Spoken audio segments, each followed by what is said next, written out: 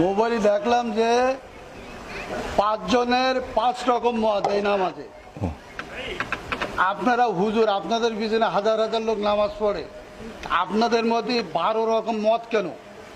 এটা আপনার প্রশ্ন। একজন বলল, প্রথম যে লোক বক্তব্য দিলে যে আলহামদুলিল্লাহ না পড়লে তার পিছনে যে দাঁড়ায় নামাজ হবে না।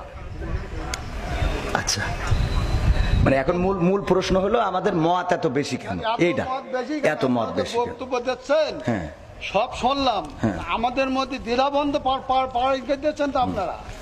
একজন বলল যে নামাজ হবে না, আচ্ছা আদৌ হবে না, আচ্ছা তিনি খুব নাম করা উচিত, 5 জনের মধ্যে তিনি প্রথম। আচ্ছা, 2 জন বললো আদৌ নামাজ হবে না, পিছনে আরামদায়ক সূরা যদি না পড়ে।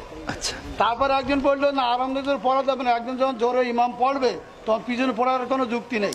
আচ্ছা, 5 জনের 3 জন একমত, 2 জন একমত, আমরা কোন পথে যাব? এখানে বিষয়টা হলো ইখতিলাফ আলেমদের না বাবারে। আমার তো তাহলে এবার আমি একটু উত্তর দিই, সেটা হলো আমি তো অত বড় হুজুর এই বিষয়ে বড় হুজুর উত্তর দিক নাকি?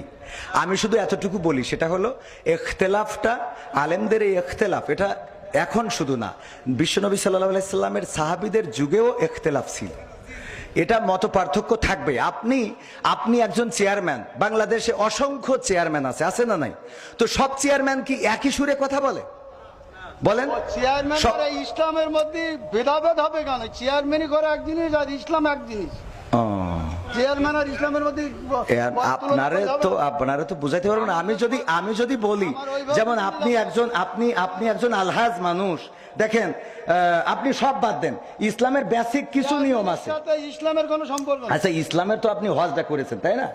হজ করেছেন না? আমি যে প্রশ্নটা আপনার কলম, এখানে 600 লোক আছে, আপনি সঠিকভাবে উত্তর সঠিকটা আপনি তো উত্তরের আগেই তো বকর করতেছেন। আমার উত্তরটা দিতে দেন, আমার কথা তো বলতে দেবেন। তা বলতে না দিলে আমি কি করে বুঝাবো? ফালতু কথা বলিছেন, বলো খবরদার। ল্যাঙ্গুয়েজ সোজা করেন না, সোজা করে দেবো কিন্তু একদম বলো। ল্যাঙ্গুয়েজ সোজা করে বলেন। আমি বলছি আমার কথা তো বলতে দেবেন। ল্যাঙ্গুয়েজ সোজা করে দেবো কিন্তু একদম। বিয়াদব লোক কম নাগাদ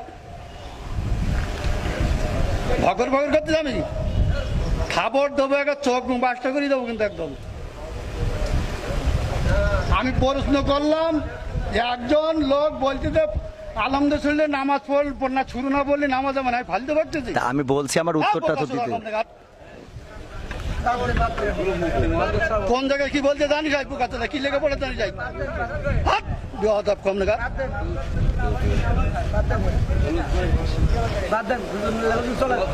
একদম বাস্ত করে দেবো চোখ একদম।